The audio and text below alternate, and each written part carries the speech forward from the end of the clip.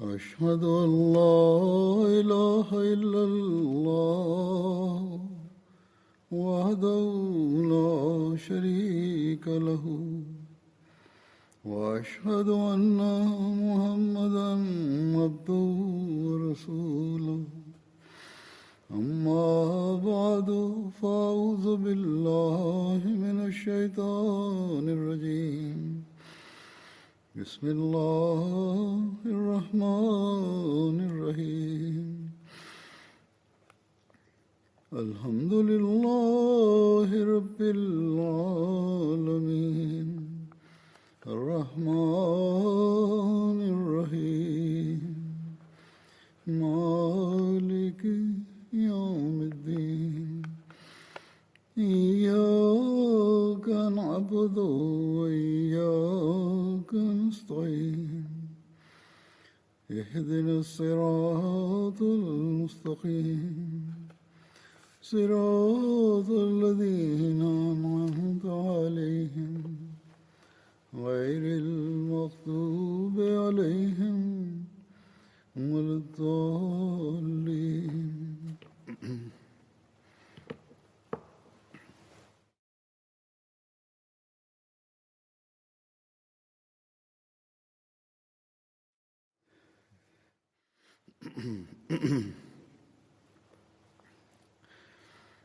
गुज़श्ता खुतबे में Hazrat Amirul Mominin Allah amsaidie sana anasema katika hutuba iliyopita habari za shahada ya Hazrat Usman raziallahu anhu na habari za waasi zilikuwa zimezungumzwa, na katika hali hizi Hazrat Ali alikuwa ametoa huduma gani au matukio ya Hazrat Ali yatakayoelezwa hapa mbele.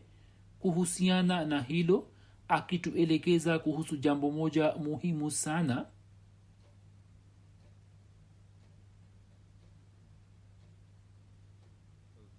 Hazrat Musleh Maud raziallahu anhu anasema, kwa kuwa nyinyi pia mnafanana na masahaba, hivyo napenda kueleza mbele yenu kutoka historia ya kwamba kwa namna gani waislamu walivyoangamia na sababu za kuangamia kwao zilikuwa zipi. Hivyo muwe na tahadhari, na watu wapya wanaoungana nani muchukue hatua stahiki za kuwaelimisha na walelewe vizuri na waelimishwe kidini. Fitna iliyojitokeza katika zama za Uthman haikutokana na maswahaba. Watu wasemao kuwa maswahaba ndio waletao fitna wamekosea. Hakuna shaka ya kwamba kulikuwa na maswahaba wengi waliokuwa zidi Hazrat Ali na zidi ya Muawiya vile vile, lakini mimi nasema kwamba fitna hii haikutokana na maswahaba bali ikatokana na watu waliokuja baadaye ambao hawakupata bahati ya kuishi kwa Mtume sallallahu alaihi wasallam.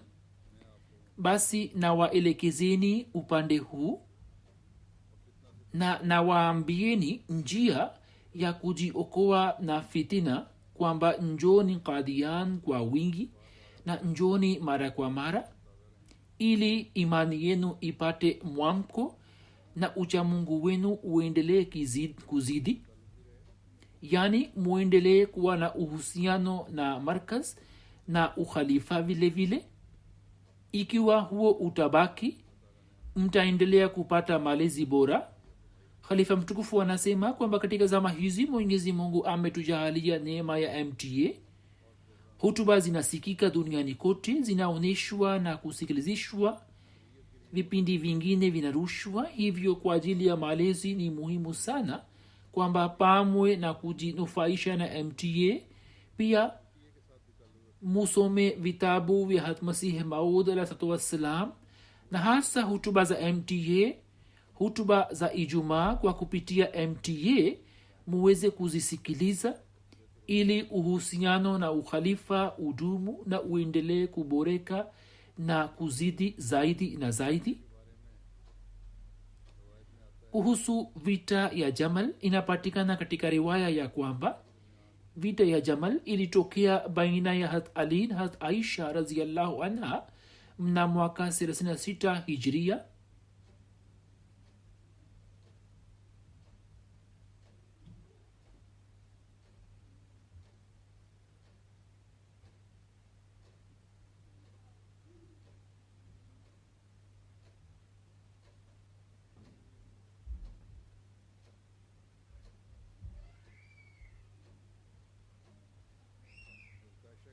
hat talha na hat zubair pia walikuwa pamoja na hat aisha. hat aisha alikuwa amepanda ngamia alipokuwa katika uwanja wa vita, ndiyo maana vita hiyo inajulikana kwa jina la vita ya jamal. hat aisha kwa ajili ya kutekeleza wajibu wa hija alikuwa amekwenda makka. pindi alipopata taarifa ya shahada ya hat usman bado alikuwa mjini makka. baada ya kufanya umra alipoelekea madina, njiani kwenye eneo la saraf, ubaid bin abu salama akamwarifu ya kwamba hat usman amewawa shahidi. hat ali amechaguliwa kuwa khalifa na madina imegubikwa na ufisadi. hivyo hat aisha akiwa njiani tu akarejea makka na akawakusanya watu ili walipize kisasi cha hat usman na kuimaliza fitina. chini ya uongozi wa hat aisha, hat talha na hat zubair, watu wengi wakakusanyika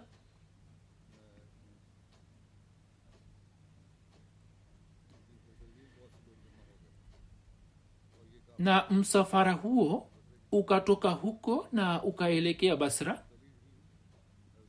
hat ali kwa kuona kwamba msafara huo umeelekea basra, naye pia akaelekea basra. hat aisha akafika basra na akawapa wakazi wa mji mwaliko wa kuungana naye. idadi kubwa ya wakazi wa mji ikaungana naye, lakini kundi moja likafanya bayati juu ya mkono wa usman bin hanif aliyekuwa ameteuliwa na hat ali kama gavana wa basra. katika muda huo makundi haya mawili yakapigana vita vile vile. jeshi la hat ali likafika na likapiga kambi karibu na jeshi la hat aisha. juhudi za kuleta mapatano zikafanywa toka pande mbili na zikafanikiwa, lakini wakati wa usiku kundi ambalo lilikuwa limeshiriki katika mauaji hat usman na sehemu moja ya kundi hilo ilikuwa katika jeshi la hat ali ikalivamia jeshi la hat aisha, na kutoka hapa vita ikaanza. hat aisha alikuwa amepanda ngamia. wanajeshi mmoja baada ya mwingine walikuwa wanashika lijamu ya ngamia na walikuwa wanauawa shahidi. hat ali akaelewa kwamba maadamu hat aisha atabaki juu ya ngamia vita haitakuisha, hivyo akawaamrisha wanajeshi kwamba watumie mbinu fulani ili ngamia huyo aketi chini, kwani akiketi vita itakuisha. hapo mtu mmoja akajitokeza na akampiga upanga kwenye mguu wake. ngamia akakaa chini. jeshi la ali likamzingira ngamia. ngamia wa hat aisha alipoketi watu wa jamal wakasambaratika. kisha hat ali akawatangazia watu kwamba atakayeweka silaha chini na kufunga mlango wa nyumbani atakuwa na amani.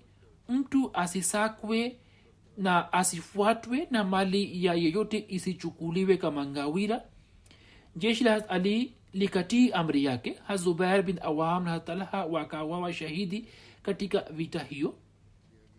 hiyo imechukuliwa kutoka historia ya ibn athir kama muhtasari wake.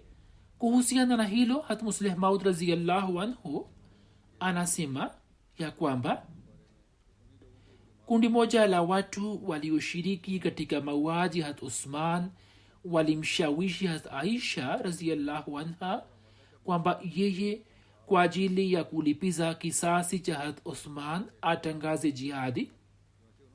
hivyo yeye akalitangaza jihadi na akawaita maswahaba ili wamsaidie. hatalha na zubair wakaungana naye na matokeo yake yakawa haya kwamba vita ikatokea baina ya majeshi ya hat ali na hat aisha, hat talha na hat zubair. Hat talha na zubair walikuwa katika jeshi la hat aisha na vita ikatokea kati ya majeshi ya hat aisha na hat ali inayoitwa vita ya Jamal. Mwanzoni mwa vita hii Zubair kwa kusikia bishara moja ya Mtume sallallahu alaihi wasallam kutoka kwa Hazrat Ali akajitenga na vita na akaapa kwamba yeye hatapigana vita na Hazrat Ali, na akakiri kwamba yeye amekosea kuelewa. Upande wa pili Talha pia kabla ya kifo chake akafanya bayati Hazrat Ali. Habari hii imeshaeleza katika hutuba iliyopita, kwani riwaya zinasema kwamba yeye alikuwa akiumia sana, ndipo mtu mmoja akapita karibu yake. Yeye akamuuliza, wewe unatokana na kundi gani? Yeye akasema kutoka kundi la Hazrat Ali. Hapo Talha akaweka mkono wake katika mkono wa mtu huyo na akasema, mkono wako ni mkono wa Ali na mimi juu ya mkono wako nafanya bayati ya Hazrat Ali kwa mara ya tena. Ilmuradi hitilafu ya maswahaba wengine ilikuwa imetatulika siku ya vita ya Jamal, lakini hitilafu ya Muawiya ikabaki hadi ikatokea vita ya Siffin. Hadha Khalifatul Masih Thani radhiyallahu anhu anasema zaidi akisema kwamba makundi ya wawaji wa Uthman yakaenea katika maeneo mbalimbali, na kwa lengo la kuepukana na tuhuma walikuwa wanawashutumu wengine. Walipojua kwamba hata Ali amepokea bayati ya Waislam, hapo wakapata nafasi nzuri ya kumtuhumu. Jambo hilo lilikuwa sahihi kwa maana hii ya kwamba baadhi ya wawaji wa Uthman walikuwa wamejumuika kwa Hazrat Ali, hivyo wakapata nafasi nzuri ya kumtuhumu. Hivyo miongoni mwao kundi lililokuwa limeenda Makka likamshawishi Aisha ya kwamba atangaze jihadi ya kulipiza kisasi ya mauaji ya Uthman.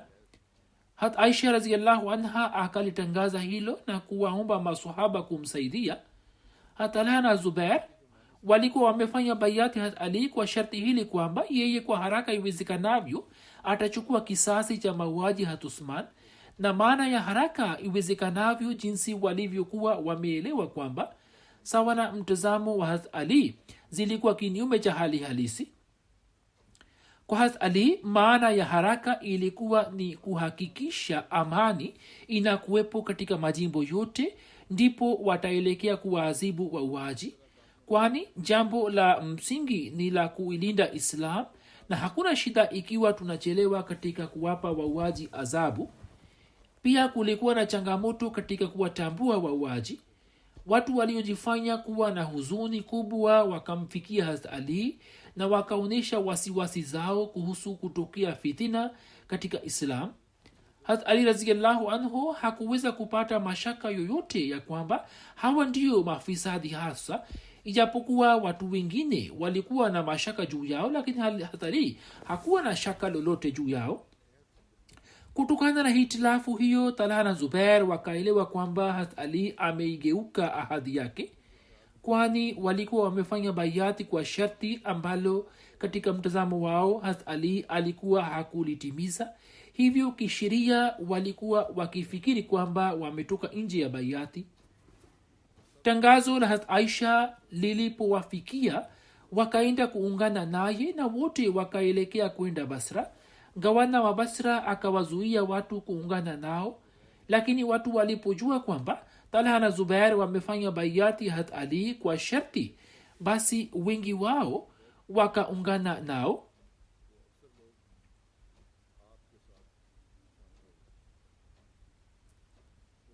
Hazrat Ali radhiyallahu anhu alipopata taarifa ya jeshi hili, naye pia akatayarisha jeshi moja na akaelekea Basra. Baada ya kufika Basra, akamtuma mtu mmoja kwa Hazrat Aisha na Talha na Zubair. Mtu huyo akamfikia Hazrat Aisha na kumuuliza kuwa ana kusudio gani. Ye akamjibu, nia yetu ni kufanya suluhu. Kisha mtu huyo akawaita Talha na Zubair na akawauliza kuwa, je, kwa sababu hii tu mmekuwa tayari kupigana vita? Na wakasema ndio. Mtu huyo akasema, ikiwa nia yenu ni kuleta suluhisho, basi njia mliyoichagua si sahihi na matokeo yake ni ufisadi mtupu. Muda huu jinsi hali ilivyo nchini, ikiwa nyini mtamua mtu mmoja tu, 1,000 watasimama kwa ajili yake, na kama mtapigana nao wengi watakuja kwa ajili ya kuwasaidia, na jambo hilo halitakuisha.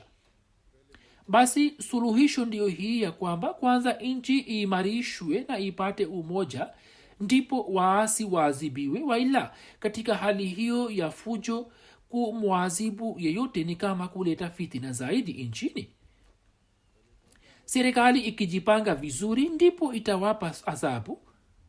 Waliposikia hayo wakasema kwamba ikiwa hiyo ndiyo nia ya Hazrat Ali, basi aje tu, tuko tayari kukutana naye. Mtu huyo akamjulisha Hazrat Ali na wakilishi wa pande zote mbili wakakutana na wakaufikia uamuzi ya kwamba kupigana vita si sahihi, hivyo tufanye suluhu. Habari hii ilipowafikia watu wa Abdullah bin Sabah na wawaji wa Hazrat Usman, wakashtuka mno, na kikundi chao kikakutana kwa siri ili washauriane, na baada ya kushauriana wakaufikia uamuzi kwamba ikiwa Waislamu watafanya suluhu, hatua hiyo itatuletea hasara kubwa, kwani hatuwezi kuepukana na adhabu ya mauaji ya Uthman hadi Waislamu wasiendelee kupigana wenyewe kwa wenyewe. Na ikiwa watafanya suluhu basi na amani ikapatikana, basi hatutakuwa na mahala pa kukimbilia. Hivyo tufanye juu chini ili suluhu isipatikane katika Waislamu. Katika muda huo Hazrat Ali pia akafika, na siku ya pili akakutana na Hazrat Zubair. Wakati wa kukutana naye Hazrat Ali akamuuliza Zubair kwamba wewe umeliandaa jeshi ili mupigane nami, lakini je, una uzuru vuvuti utakaoeleza mbele ya Mungu? Kwa nini mmeamua kuangamiza Islam kwa mikono yenu ambayo mlikuwa mmeitumikia kwa moyo wote? Je, mimi si ndugu yenu? Sasa imekuwaje? Kumwaga damu ya mwingine ilikuwa haramu, lakini kwa sasa imekuwa halali. Ikiwa kungekuwa na jambo jipya tungeliona, lakini hakuna jipya. Basi kwa nini mmeamua kupigana nami? Talha akasema, ambaye alikuwa pamoja na Zubair, ya kwamba wewe umewachochea watu ili wamue Uthman. Hazrat Ali akasema, mimi na walaani wale wote walioshiriki katika mauaji ya Uthman. Kisha Hazrat Ali akamwambia Zubair, je, unakumbuka kwamba Mtume sallallahu alaihi wasallam alikuwa amesema ya kuwa, na hapa kwa Mungu wewe utapigana na Ali na utakuwa mzalimu. Zubair aliposikia akarejea kwa jeshi lake na kula kiapo ya kwamba kamwe hatapigana na Hazrat Ali, na akakiri ya kwamba yeye alikuwa amekosea kumuelewa Hazrat Ali. Habari hiyo ilipowafikia wanajeshi wote wakatulia, wakizani kwamba sasa vita haitatokea bali suluhu itapatikana. Lakini mafisadi wakaanza kushikwa na hofu na kiherehere kubwa. Usiku ulipofika, wao wakafanya njama ili suluhu isiweze kutokea baina ya Waislamu. Wale waliokuwa katika jeshi la Hazrat Ali wakawashambulia wakati wa usiku wanajeshi wa Hazrat Aisha na Hazrat Talha na Hazrat Zubair, na wale waliokuwa katika jeshi la Hawa wakawashambulia jeshi la Hazrat Ali. Yani wanafiki waliokuwa wamepatikana katika makundi yote mawili wakatumia njama fulani, na kila mmoja wao akaanza kumshambulia mwingine. Matokeo yake yakawa haya kwamba kila kundi likazani ya kuwa kundi la pili limedanganya, ijapokuwa njama hiyo ilikuwa imepangwa na watu wa Saba. Vita ilipoanza, Hazrat Ali akasema kwa sauti ya juu na akamwambia mtu fulani kwamba amwendee Bi Aisha na amjulishe, huenda kwa sababu yake Mwenyezi Mungu aiondoe fitna. Hivyo ngamia wa Aisha akaletwa mbele, lakini matokeo yake yakawa mbaya zaidi. Mafisadi walipoona kwamba njama yao haikufanikiwa, wakaanza kumrushia mishale ngamia wa Aisha. Aisha akaanza kuwaita watu kwa sauti ya juu akisema kwamba, ni watu, acheni kupigana vita na kumbukeni Mwenyezi Mungu na siku ya malipo. Lakini mafisadi hawakusimama na wakaendelea kumrushia mishale ngamia yake. Kwa kuwa watu wa Basra walikuwa pamoja na jeshi lile ambalo lilikuwa limemzunguka Bi Aisha, walipoona hali hii wakapata ghadhabu kubwa, na kwa kumwona mama wa waaminio ya kwamba amezalilishwa hivi, wakashikwa na hasira kali na wakanyosha panga zao na wakawashambulia wanajeshi wengine. Sasa hali ikawa hivi kwamba ngamia wa Aisha akawa kitovu cha vita. Masahaba na watu wakubwa wakamzunguka, na mmoja baada ya mwingine akaanza kuuawa, lakini hawakuiacha lijamu ya ngamia. Zubair hakushiriki katika vita na kuelekea upande mmoja, lakini mpinzani mmoja akamfuata na akamua shahidi pale alipokuwa anaswali. Talha akauawa na wale mafisadi katika uwanja wa vita. Vita ilipopamba moto, kwa kuona haya ya kwamba vita haitaisha hadi Aisha asitolewe nje, baadhi ya watu wakakata miguu ya ngamia yake na wakatoa kiti na kuweka chini, ndipo vita ikaisha.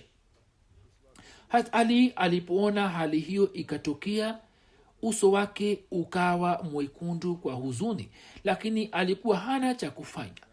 Baada ya vita kuisha, maiti ya Talha ilipopatikana katika wale waliouawa, Ali akahuzunika sana. Matukio haya yote yanaonyesha kwamba maswahaba hawakuchangia chochote katika vita hii, bali njama hiyo ilikuwa imepangwa na wauaji wa Uthman. Na Talha na Zubair wakafariki dunia wakiwa chini ya bayati Ali, kwani walikuwa wamejibadilisha na walikuwa tayari kumsaidia Ali, lakini wakauawa na baadhi ya wafisadi. Ndiyo maana Ali akawalaani wauaji hao. Vita ya Jamal ilipokwisha, Ali akamwandalia Aisha vipande. Ali akamwandalia Aisha vipando vyote na matumizi ya njiani, na kwa ajili ya kumsindikiza akaja mwenyewe, na watu waliopenda kuungana naye wakaungana naye katika safari, na Ali akawasindikiza wote. Siku ya safari Ali akaja kwake na akasimama kwa ajili yake, na Aisha akajitokeza na akasema kwamba, ni wanangu, sisi kwa kuuziana na kukoseana tumekasirikiana. Katika siku za usoni, kwa sababu ya hitilafu zetu, mtu asimdhulumu mwingine, na wallahi hatukuwa na hitilafu yoyote baina yangu na baina ya Ali, isipokuwa kikawaida tu, kama vile jambo litokalo baina ya mtu na wakwe zake, na Ali ni njia ya kuniwezesha kupata mema. Ali akasema, ni watu, Aisha amesema jambo jema na kweli. Hiyo ndiyo iliyokuwa hitilafu baina yangu na yake. Aisha katika dunia hii na akhira ni mke mtukufu wa nabii wenu sallallahu alaihi wasallam. Ali akaenda kumsindikiza Aisha hadi maili kadhaa, na akawaamrisha watoto wake kwamba waende pamoja na Aisha, na baada ya siku moja warejee.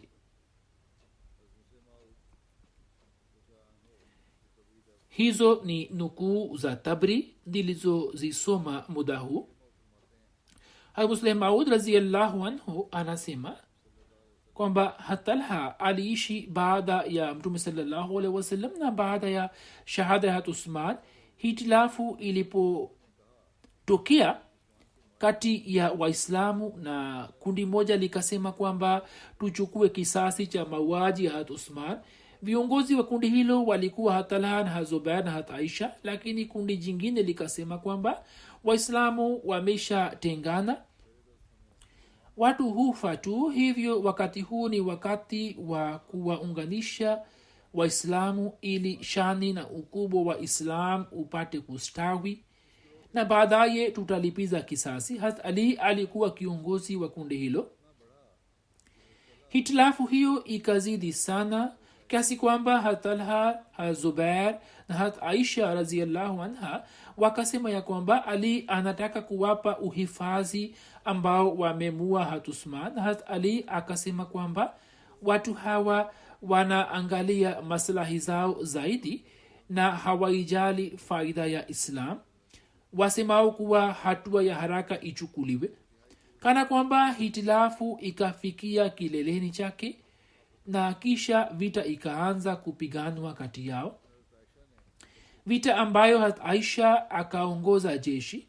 Alikuwa akipanda ngamia na kuwahamasisha na kuwahimiza watu kupigana vita, na Hatalha na Zubair pia walikuwepo katika vita hii.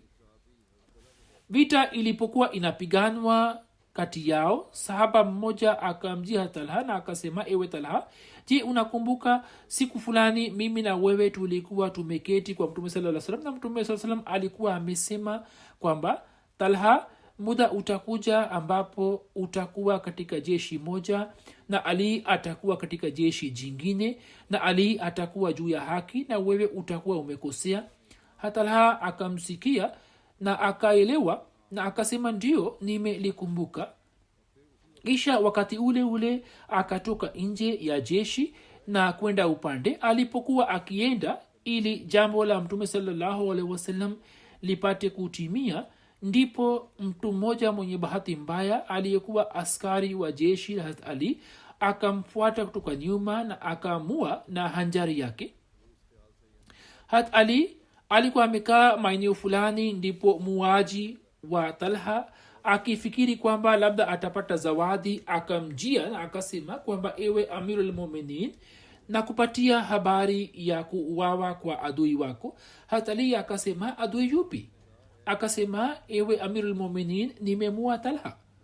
Hazrat Ali akasema, ewe bwana, mimi pia nakupatia habari kutoka kwa Mtume sallallahu alaihi wasallam ya kwamba wewe utatupwa motoni, kwani Mtume sallallahu alaihi wasallam safari moja alikuwa amesema ya kwamba wakati mimi na Talha tulikuwa tumeketi pamoja naye, Mtume sallallahu alaihi wasallam alipokuwa amesema kwamba, ewe Talha, wewe utavumilia fedheha kwa ajili ya kuisaidia haki na uadilifu, na mtu mmoja atakuua, lakini Mwenyezi Mungu atamtupa mtu huyo katika jahannam. Vita ya Siffin ilitokea. Katika matukio yake imeandikwa kwamba vita hii ikatokea kati ya Hazrat Ali na Amir Muawiya na ikatokea katika mwaka wa 37 Hijria. Siffin ni mahali palipo kati ya Syria na Iraq.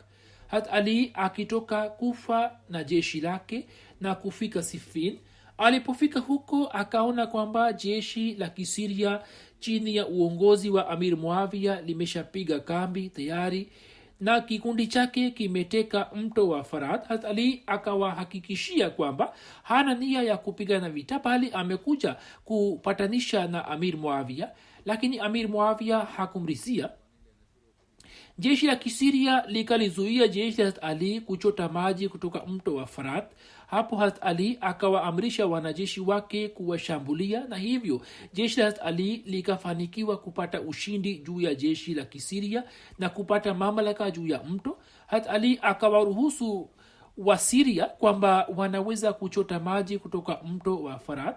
Wasiria walikuwa wamemzuia, lakini Hazrat Ali alipoteka mto yeye hakuwazuia, bali akawaruhusu kuchota maji kutoka mtoni.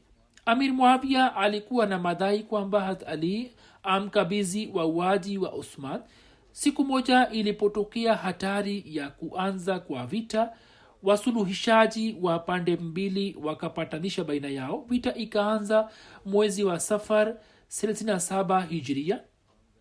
kabla ya vita ya kawaida mapigano madogo madogo yakaendelea kutokea, lakini makundi yote mawili kutokana na kuyaogopa matokeo mabaya ya vita yakaendelea kukwepa vita ili suluhu ipatikane kati yao. Makundi haya yakaafikiana kwamba katika miezi mitakatifu wafanye suluhu kwa muda tu, lakini hata hivyo mpango huu haukufanikiwa. Hivyo mwanzoni mwa Safar vita ikaanza tena. Vita ilipoendelea kupiganwa bila kuwa na matokeo, Amir Muawiya akakosa nguvu. Katika hali hii ya kutisha, Amr bin As akamshauri Amir Muawiya kwamba nakala za Qur'ani tukufu zifungwe juu ya vichwa vya mikuki na wewe useme kwamba njoni tukaamue sawa na kitabu hicho. Hivyo ndivyo ilivyofanywa, na kwa sababu yake wafuasi wa Ali wakapata hitilafu. Idadi kubwa ya watu ikasema kwamba ombi la kumwomba Allah hukumu haliwezi kukataliwa. Hivyo Ali akawaita wanajeshi wake warudi nyuma na vita ikaisha. Wingi wa jeshi la Ali wakakubali rai ya Amir Muawiya kwamba makundi yote mawili yamchague hakimu mmoja mmoja, na mahakimu hawa kwa pamoja sawa na amri ya Qur'ani tukufu wafikie uamuzi fulani. Katika vitabu vya historia tukio hilo linaitwa tahkim. Wasiria wakamchagua Amr bin As na Ali akamteua Abu Musa Ashari, na baada ya kutia saini juu ya mkataba majeshi yakatawanika. Hiyo ni nukuu ya historia ya Ibn Athir. Khalifatul Masih Thani radhiyallahu anhu anasema hivi: katika vita hii watu wa Muawiya wakatumia ujanja fulani kwamba Qurani zikafungwa juu ya mikuki, na wakasema kwamba tutakubali hukumu ya Qurani tukufu na kwa ajili yake wateuliwe mahakimu. Hapo mafisadi wale wale waliokuwa wameshiriki katika njama ya mauaji ya Uthman na mara baada ya shahada yake walikuwa wameungana na Ali ili waweze kujiokoa, wakaanza kumsisitiza Ali kwamba hawa wanasema sawa, wewe umteue hakimu. Ali akakataa, lakini wao na wengine wenye tabia dhaifu waliokuwa wamedanganywa na watu hawa wakamlazimisha Ali kufanya hivyo.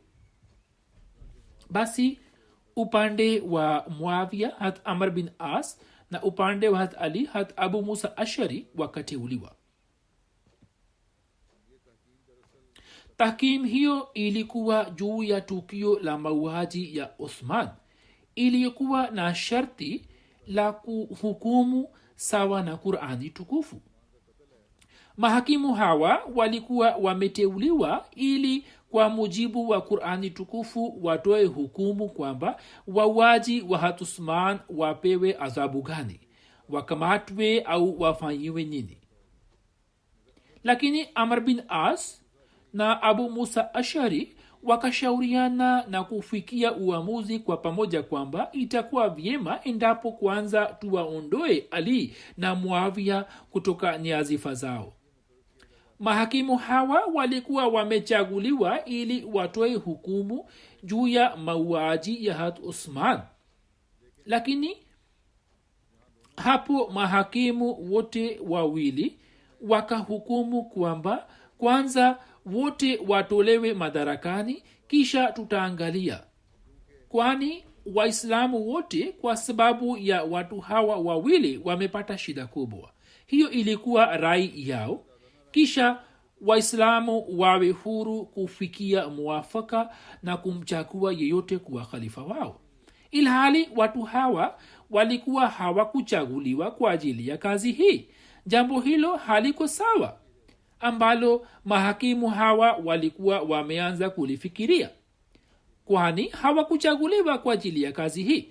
Lakini kwa vyote vile mahakimu hawa wakaandaa mkutano ili watoe hukumu yao, na Amr bin As akamwambia Abu Musa Ashari kwamba kwanza wewe utoe hukumu yako na baadaye mimi nitatoa. Hivyo Abu Musa Ashari akatangaza kwamba yeye anamuondoa Ali kutoka ukhalifa. Kisha akasimama Amr bin As na akasema kwamba Abu Musa amemuondoa Ali kutoka ukhalifa wake, nami pia naafikiana naye na nafuta ukhalifa wake, lakini si mwondoi Muawia, bali naunga mkono pamoja naye ili aendelee na wazifa wake. Hazrat Amr bin As alikuwa mtu mwema, lakini wakati ule Musleh Maud anaandika kwamba mimi sijiingizi katika mjadala huu kwamba kwa nini alikuwa ametoa hukumu hiyo. Wakati ule licha ya kuwa na wema wake alikuwa amepotoshwa na baadhi ya watu, au ilikuwa imetokea nini, hiyo ni mada nyingine, hivyo siendi katika mjadala huo. Lakini hukumu hiyo aliyokuwa ameitoa haikuwa sahihi. Hukumu hiyo ilipotolewa, watu wa Hazrat Muawia wakaanza kusema kwamba mahakimu waliokuwa wameteuliwa badala ya Ali wametoa hukumu katika haki ya Muawia, na hiyo ni sahihi. Lakini Hazrat Ali akakataa kukubali hukumu hiyo na akasema kwamba mahakimu hawakuteuliwa kwa ajili ya kazi hii, wala hukumu yao ni sawa na amri ya Qur'ani tukufu. Hapo watu wale wa Hazrat Ali walikuwa na unafiki ambao walikuwa wakimsisitiza kumteua hakimu wakaanza kupiga kelele kwamba kwa nini mahakimu wakateuliwa ilhali katika mambo ya dini mtu hawezi kuwa hakimu. Hata Ali akasema, la kwanza tulikuwa tumekubaliana ya kuwa hukumu yao itatokana na sheria ya Qur'ani tukufu, sharti ambalo wao hawakufuata. La pili, mahakimu walikuwa wameteuliwa kwa sababu ya ushawishi wenu, na sasa mnasema kwamba kwa nini nikamteua hakimu. Wao wakasema kwamba tulikuwa tumekosea, lakini swali ni kwamba kwa nini wewe ukakubali jambo hilo? Maana yake ni kwamba sisi pia tumetenda madhambi na wewe pia, sisi tumekosea na wewe pia umekosea. Sasa sisi tumetubu, hivyo ni vyema kwamba wewe pia utubu na ukiri kwamba chochote ulichokifanya hukufanya vizuri. Na shabaha yao ilikuwa hivi kwamba ikiwa Ali atakataa kufanya hivyo, wao watajitenga naye wakisema kuwa kwa kuwa amefanya kinyume cha Islam, hivyo hatuwezi kukaa chini ya bayati yake. Na ikiwa atakubali kosa lake na atasema kwamba mimi natubu,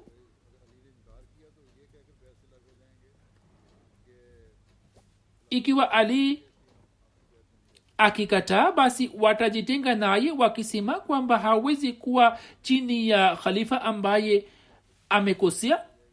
Na ikiwa hata Ali atakubali, basi hata hivyo watajitenga naye wakisema kwamba mtu anayeweza kutenda dhambi kubwa kiasi hiki hawezi kuwa khalifa. Hata Ali aliposikia hayo yote akasema kwamba mimi sijakosea kabisa, kazi ambayo nilikuwa nimemteua hakimu kwa ajili yake. Katika sheria ya Islam kumteua hakimu ni halali, na wakati wa kumteua hakimu nilikuwa nimeweka sharti kwamba hukumu itakayotolewa ikiwa itaendana na Qur'ani tukufu na hadithi ndipo nitaikubali, waila hapana, sitaikubali kabisa. Kwa kuwa hawakuzingatia sharti hilo wala hawakuzingatia shabaha ya kuteuliwa kwao, hivyo hukumu yao si hoja kwangu. Lakini wao hawakukubali uzuru huo wa Hazrat Ali na wakajitenga naye na wakaitwa Khawarij, na wakaja na dini kwamba hakuna khalifa anayetiwa sawa na uwingi wa Waislamu hukumu itatolewa, kwani kumwamini mtu mmoja kuwa amiri na kumtii ni kinyume cha la hakama illa lillah. Vita ya Naharwan iliyotokea mnamo mwaka 38 Hijria. Naharwan inapatikana kati ya Baghdad na Wasta. Katika eneo hilo vita ikapiganwa baina ya Hazrat Ali na Khawarij. Katika historia ya Ibn Athir imeandikwa hivi kwamba kwa ajili ya kuleta upatanishi wa vita ya Siffin kwa niaba ya Hazrat Ali, Hazrat Abu Musa Ashari na kutoka Amir Muawia Hazrat Amr bin al-As wakateuliwa kuwa mahakimu. Katika historia tukio hilo linajulikana kwa jina la tahkim. Katika swala la tahkim, kundi moja la jeshi la Hazrat Ali likahitilafiana naye na kwa kumwasi likajitenga naye na kuitwa Khawarij. khawarij hawa kwa kuitangaza tahkim kama zambi wakamwomba hat ali ili atubu na ajiuzulu kutoka ukhalifa. Hat ali akakataa katakata. Na kwa nini akakataa? Sababu yake imeshaelezwa hapo kabla. hat ali alikuwa akijiandaa kwa ajili ya kupigana na amir muawiya. Ndipo khawarij wakaanza kuleta vurugu nchini na wakamfanya abdullah bin wahab kuwa imamu wao, na wakatoka kufa na kuelekea naharwan. khawarij wakawakusanya watu katika basra walioenda kuungana nao katika naharwan. sahaba mmoja wa mtume saa salam aitwaye abdullah bin khubab akauawa shahidi, na mke wake aliyekuwa mjamzito tumbo lake likapasuliwa na akauawa kikatili, na kina mama watatu wa kabila te wakauawa. hat ali alipopata taarifa ya matukio hayo akamtuma haris bin murra ili alete habari zake. Yeye alipofika kwao kama mwakilishi wa hat ali, khawarij wakamua vile vile. Kwa kuona hali hiyo, hat ali akasitisha mpango wake wa kuelekea Syria na akifuatana na jeshi 65,000 ambalo alikuwa amelitayarisha kwa ajili ya Syria, akatoka kupigana na khawarij. Alipofika eneo la naharwan akawapa khawarij mwaliko wa kufanya suluhu na akampatia abu ayub ansari bendera akisema kwamba atakayekuja chini ya bendera atapewa amani. Kwa kusikia tangazo hilo, khawarij ambao idadi yao ilikuwa 4,000, watu 100 wakaja kuungana na hat ali, na idadi yao kubwa ikarejea kufa, isipokuwa watu 1800 chini ya uongozi wa abdullah bin wahab wakasonga mbele na wakapigana vita na jeshi la hat ali. Na katika vita hii khawarij wote wakauawa. Sawa na riwaya moja, idadi ndogo ya khawarij ambao walikuwa chini ya watu 10 tu wakaweza kujiokoa, na watu 7 wa jeshi la hat ali wakauawa shahidi. hat amar binti abdurrahman akaeleza kwamba hat ali kabla hajaelekea kwenda basra kwa ajili ya kukutana na mke mtukufu wa mtume sallallahu alaihi wasallam, akamjia kwa hat umme salama radhiyallahu anha. hat umme salama radhiyallahu anha akasema kwamba uende ukiwa na ulinzi na amani ya allah, na hapa kwa allah wewe juu ya haki na haki ipo pamoja nawe.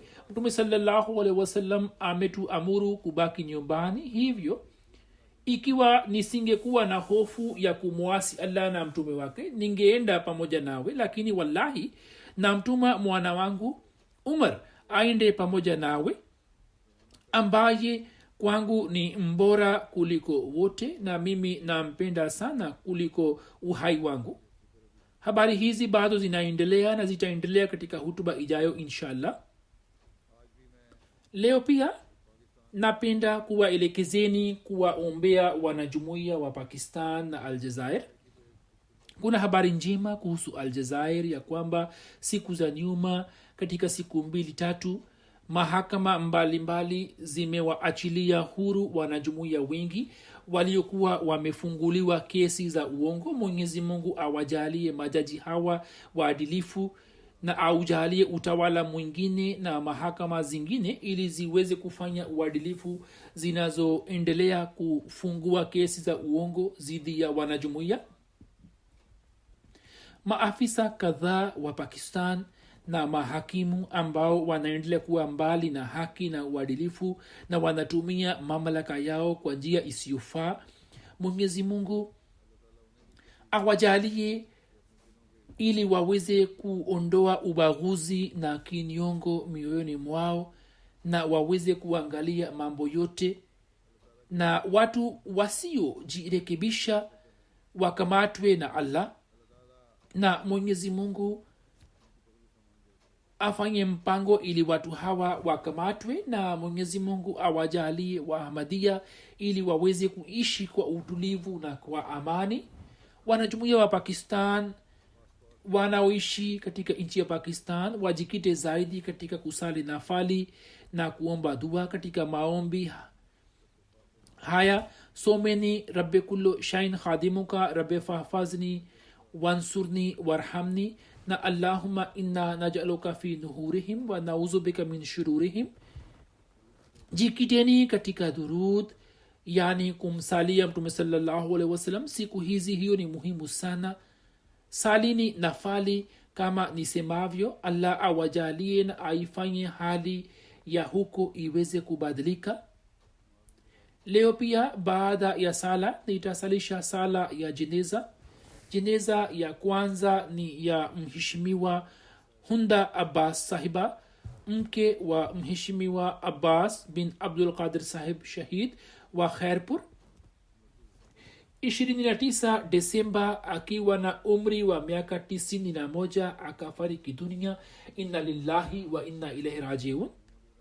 Baba yake daktari muhammad ibrahim sahib alipokuwa akisoma katika chuo cha king edward medical college na mwaka 1926 akipata athari kutoka kwa mwanafunzi mwenzake aliyekuwa mwanajumuiya, akiwa na mke wake akajiunga na jamaat na akafanya baiati juu ya mkono wa musleh maud.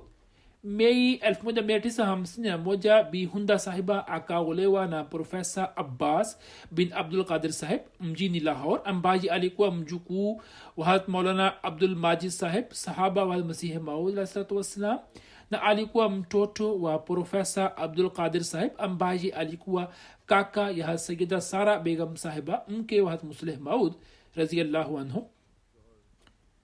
Mwaka 1974 mume wake profesa abdul qadir sahib akauawa shahidi katika khairpur. Marehemu akavumilia msiba huu kwa subira sana na akawa razi juu ya ridhaa ya allah.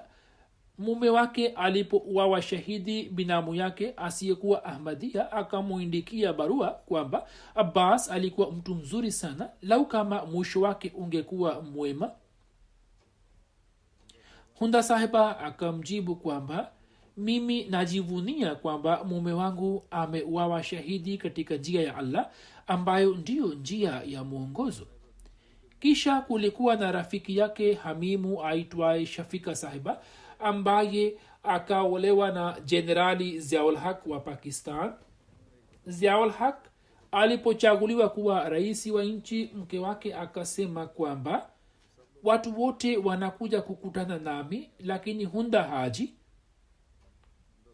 hunda sahiba alipojua akasema kwamba mimi sina tamaa ya kukutana na mke wa mtu ambaye ni adui wa imamu wangu mpendwa hat masihi maud alayhi salam na jumuiya yake, na hakukutana naye. Marehemu alikuwa na sifa nyingi sana. Alikuwa na tabia njema, mwenye ustarabu na mwema na mwaminifu. Alikuwa akizingatia sana sala na saumu na akawawezesha watoto wafanye hivyo. Alikuwa akifanya haraka katika kutoa michango kwa ajili ya kutoa sadaka muda wote akawa tayari. Katika mwezi wa Ramadhan alikuwa akiwaandalia watu wengi maandalizi ya futari nyumbani kwake. Alikuwa na mapenzi ya kweli na ukhalifa. Alikuwa akiniandikia barua ya maombi kwa mkono wake bila kukosa. Akaendelea kusoma vitabu vya Sayyidina Ahmad alayhi salatu wassalam na vitabu vingine vya Jamaat na gazeti la Al-Fazl hadi umri wake wa mwisho. 2006 binti yake mdogo daktari Amira akiwa na watoto wawili akafariki dunia katika ajali ya barabarani. Marehemu akavumilia msiba huo kwa subira sana na akaonyesha mfano mzuri wa subira. Jamaa zake wote kutokana na sifa zake walikuwa wakimpenda sana. Jamaa wasiokuwa wanajumuiya pia walikuwa na uhusiano wa karibu pamoja naye. Ameacha nyuma mabinti 3 na watoto 2 ambao wanaishi katika nchi za Marekani, Canada na Norway. Mwenyezi Mungu awajalie watoto wake wote waweze kuendeleza mema yake, amnyanyue marehemu katika daraja.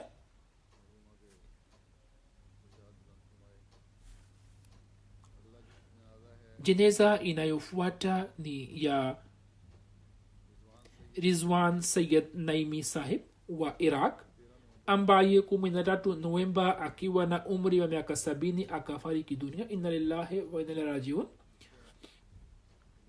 Mwana wake bwana Mustafa Naimi anaandika kwamba baba yangu aliona katika ruya kwamba yupo kwa Sayyid Abdul Qadir Jailani Sahib ambaye akampatia baba yangu viatu vyake. Baba yangu akasita kuvipokea akisema kwamba mimi ni mtu wa chini sana, hivyo nawezaje kuvaa viatu vyako? Lakini Sayyid Abdul Qadir Jilani akamsisitiza, ndipo baba yangu akavaa viatu vyake. Kisha Sayyid Abdul Qadir Jilani akaashiria upande wa mtu mmoja na jamaati yake na akamwambia baba yangu ujiunga nayo.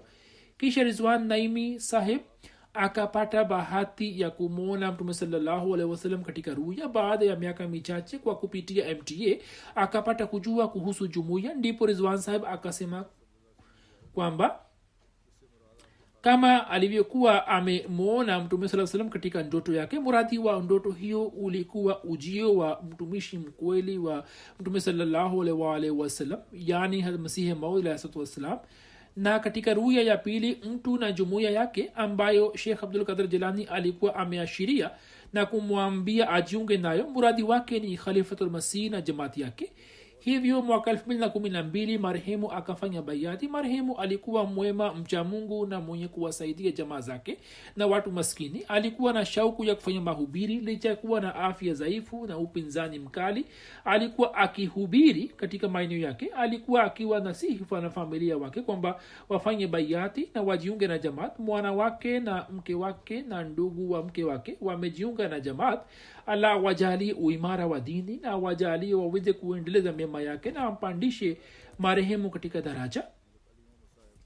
Jeneza inayofuata ni ya mheshimiwa Malik Ali Muhammad Sahib Hajka, wilaya Sargodha, ambaye alikuwa baba wa Muhammad Afzal Zafar Sahib, mbashiri wa Kenya.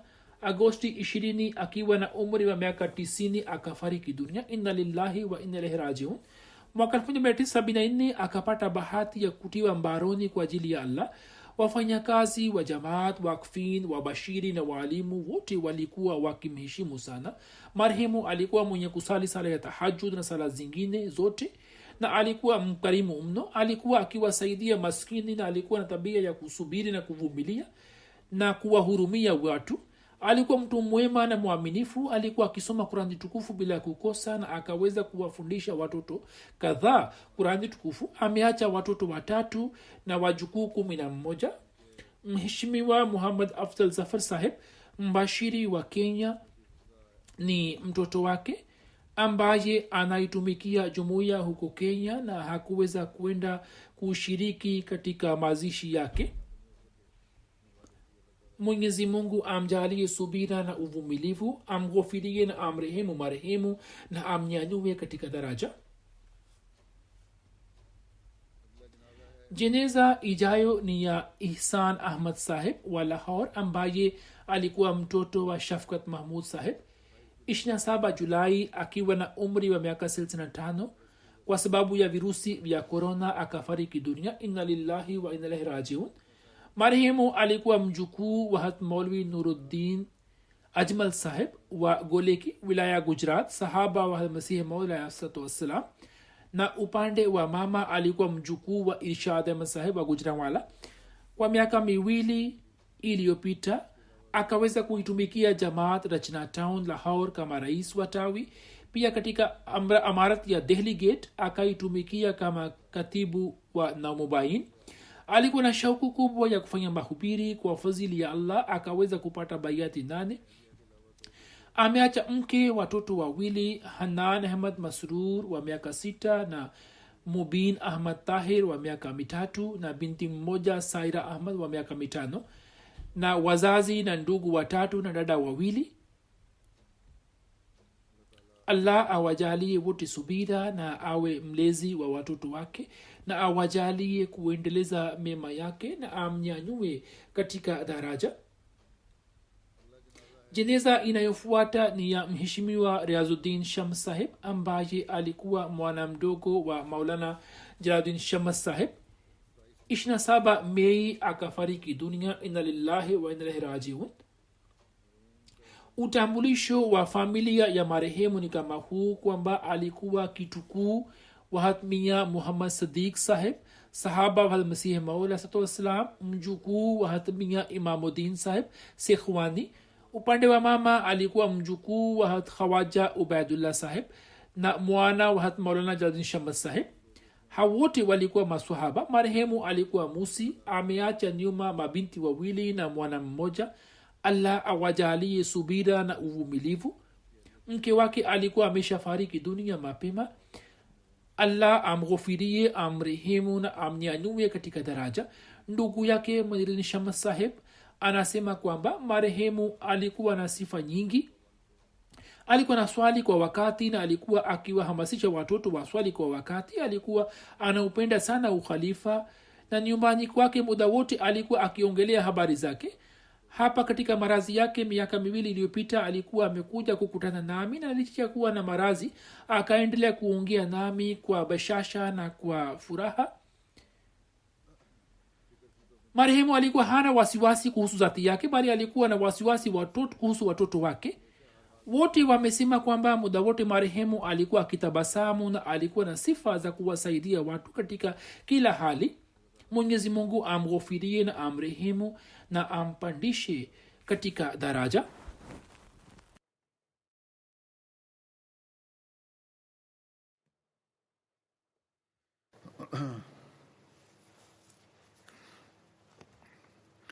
Alhamdulillah, alhamdulillah, nahmaduhu wa nasta'inuhu wa nastaghfiruh. ونؤمن به ونتوكل عليه ونعوذ بالله من شرور أنفسنا ومن سيئات أعمالنا من يهده الله فلا مضل له ومن يضلل فلا هادي له ونشهد أن لا إله إلا الله ونشهد أن محمدا عبده ورسوله. عباد الله رحمكم الله، إن الله يأمر بالعدل والإحسان وإيتاء ذي القربى وينهى عن الفحشاء والمنكر والبغي يعظكم لعلكم تذكرون. اذكروا الله يذكركم وادعوه يستجب لكم ولذكر الله